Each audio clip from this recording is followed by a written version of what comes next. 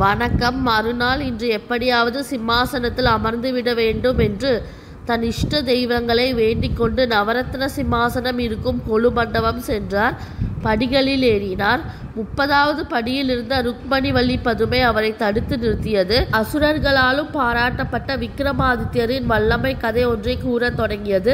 உஜ்ஜயினி மகாகாலிபுரத்தை அடுத்திருந்த மலைச்சாரலில் விவசாயிகள் நிறைய அளவில் நிலங்களை பயிரிட்டு வந்தனர். அந்த பயிர்களை எல்லாம் பன்றி ஒன்று அழித்து அட்டகாசம் செய்து வந்தது. அந்த பன்றியை அழிக்க எவ்வளவோ முயற்சி செய்தும் முடியவில்லை. அது யாருக்கும் அகப்படாமல் தப்பி ஓடிக்கொண்டிருந்தது. அதனால் ஆத்திரமடைந்த வேடர்கள் அதன் மீது அம்பை விடுத்தார்கள். ஆனால் அவர்களை எல்லாம் அந்த பன்றி அழித்து விட்டது. நாளுக்கு நாள் அதிகரித்து வந்த மலை பன்றியின் அட்டகாசத்தை மக்களால் பொறுத்து கொள்ள முடியவில்லை. வேறு வழி தெரியாமல் மலை சாரலில் இருந்த மக்கள் அனைவரும் ஒன்று திரண்டு விக்ரமாதித்யரை சந்தித்து பன்றியின் அட்டகாசத்தை கூறினர். விக்ரமாதித்யரும் வந்தவர்களுக்கு ஆறுதல் கூறிவிட்டு உடனே ஒரு குதிரை மேலேறி சென்றார். மலைச்சாரலை அடைந்ததும் அந்த மலை பன்றி விக்ரமாதித்யர் கண்ணுக்கு தென்பட்டது. உடனே ஒரு வேலை எடுத்து பன்றியின் மீது வீசினார். ஆனால் மலை பன்றி அதற்கு தப்பி ஓடியது. வீசிய வேலும் அதை துரத்தி கொண்டு போயிற்று. வெகு நேரமாகியும் வீசிய வேல் திரும்பி வரவில்லை. அதனால் அதை தேடிக்கொண்டு சென்றார் விக்ரமாதித்யர். மலை அடிவாரத்தை அடைந்தார். அங்கே ஒரு குகை தென்பட்டது. அந்த குகையின் வழியாக நெடுதூரம் சென்றார். அது மலையின் மறுபக்கத்துக்கு கொண்டு போய்விட்டது. அங்கே ராட்சச மங்கலம் என்ற பெரிய பட்டணம் இருந்ததை கண்டார். அதை சுற்றி பார்த்து கொண்டே அங்கிருந்து அரண்மனைக்கு போய் சேர்ந்தார். அப்பொழுது அந்த நகரத்தின் அரசன் சிம்மாசரன் அரியாசனத்தில் வீற்றிருந்தார். விக்ரமாதித்யர் கண்டதும் அவர் எழுந்து வந்து வரவேற்று உபசரித்து இருக்கையில் அமரும்படி செய்தார். பின்னர், மன்னரே, உங்களுடைய ஒப்புயர்வற்ற வல்லமை பற்றி நான் கேட்டு கேட்டு மகிழ்ந்து கொண்டிருப்பவர். இவ்வாறு கேட்டு கேட்டு இன்பம் காண்பதை விட பார்த்து மகிழ்ச்சி அடைய விரும்பினேன். இந்த பரந்த நாட்டில் உள்ள மக்களின் துன்பங்களையெல்லாம் போக்குவதையே குறிக்கோளாக கொண்ட உங்களை பார்த்து மகிழ்வதற்கு எனக்கு இதைவிடவும் வேறு வழி எதுவும் தெரியவில்லை. எனவேதான் இந்த வழியை கையாண்டேன். உங்களை பார்ப்பது என்பது அவ்வளவு எளிதல்ல. உங்கள் தன்னலமற்ற தொண்டுதான் காரணம். எனவேதான் இவ்விதம் மக்களுக்கு துன்பம் கொடுத்தால் அதை பொறாமல் புறப்பட்டு வந்து விடுவீர் என்று எங்கள் அமைச்சர் சொன்னார். எங்கள் அமைச்சரை மலைப்பன்றி உருவில் அட்டகாசம் செய்து தங்கள் கவனத்தை கவர்ந்தார். எப்படியோ தந்திரமாக இங்கு அழைத்து வந்து விட்டார். உங்களை பார்த்ததில் எனக்கு மிகவும் மகிழ்ச்சி. மேலும் எங்கள் மூதாதையான மகாபலியும் தங்களை காண விரும்பினார். அவர் பாதாள உலகில் தவம் புரிந்து கொண்டிருக்கிறார்.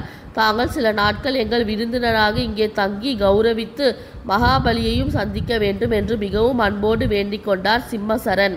அதை கேட்ட விக்ரமாதித்யர், என்னை பார்க்க வேண்டும் என்று நீ நினைத்ததற்காக நான் மிகவும் மகிழ்ச்சி அடைகிறேன். ஆனால் அதற்காக அமைச்சன் பன்றி உருவில் வந்து பல உயிர்களை கொன்றிருக்க வேண்டிய அவசியமே இல்லையே என்றார். மன்னிக்கவும், அதை தவிர்க்க இயலாமல் போய்விட்டது.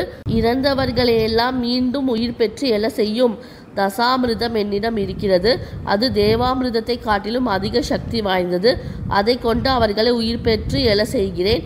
என்னால் தங்கள் நாட்டு மக்களுக்கு ஏற்பட்ட இந்த துன்ப நிலைக்காக நான் மிகவும் வருந்துகிறேன் என்று கூறி விக்ரமாதித்யரை பாதாள உலகத்தில் இருந்த மகாபலியிடம் அழைத்து கொண்டு சென்றார் சிம்மாசரன்.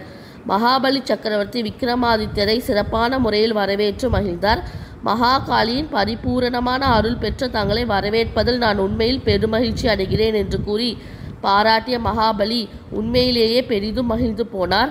பிறகு என்னுடைய பரம்பரையான சிம்மசரனும் உம்மை பார்க்க வேண்டும் என்று எண்ணியிருந்தார். அதுவும் நிறைவேறிவிட்டது. நீங்களும் அவரும் நட்போடு இருக்க வேண்டும் என்று ஆசைப்படுகிறேன். உங்கள் இரு நாட்டுக்கும் இடையே நட்புறவுக்காக தூதுவர்களை நியமித்து கொண்டால் நன்மையாக இருக்கும் என்று எண்ணுகிறேன். அதனால் ஒருவரை ஒருவர் நன்கு புரிந்து கொள்ள இயலும் என்று கூறினார் மகாபலி. மகாபலியின் யோசனையை இருவருமே ஏற்று அதன்படி நடப்பதாக சொன்னார்கள். பிறகு ராட்சச மங்கல அரண்மனை சபா மண்டபத்தில் மகாபலி தலைமையில் விக்ரமாதித்யருக்கு பாராட்டு விழா நடந்தது. விக்ரமாதித்யருக்கு ராட்சச மங்கல பிரஜா உரிமை அளித்தனர். அந்த விழா இனிதே முடிந்ததும் விக்ரமாதித்யர் சிம்மசரனிடமிருந்து இறந்தவர்களை உயிர் பெற்று எழ செய்யும் தசாமிருதம் பெற்றுக்கொண்டு உஜ்ஜயினி மகாகாலிபுரம் வந்தடைந்தார். கதையை இந்த இடத்தில் நிறுத்திய பதுமை, இவ்விதமாக அசுரர்களாலும் கூட பாராட்டப்பட்ட விக்ரமாதித்யரின் வல்லமையும் விவேகமும் சிறிதளவேனும் உமக்கு இருக்குமானால் நீங்கள் இந்த சிம்மாசனத்தில் அமரலாம் என்றது. அன்றும் போஜராஜனின் சிம்மாசன ஆசை நிறைவேறவில்லை. ஏமாற்றத்துடன் அரண்மனை அந்தப்புறம் திரும்பினார். இந்த சேனல் பிடிச்சிருந்தா லைக் பண்ணுங்க, ஷேர் பண்ணுங்க, சப்ஸ்கிரைப் பண்ணுங்க. நீங்க இந்த சேனலை சப்ஸ்கிரைப் பண்ண ஸ்க்ரீன்ல வர வீங்கிற ஐகானை கிளிக் பண்ணுங்க. அடுத்து என்ன நடந்தது என்பதை பற்றி அடுத்த வீடியோவில் பார்ப்போம். ஒவ்வொரு வாரமும் சனிக்கிழமை விக்ரமாதித்யன் கதை நம் சேனலில் போடப்படும். அனைவரும் பார்க்கும்படி கேட்டுக்கொள்கிறேன். நன்றி.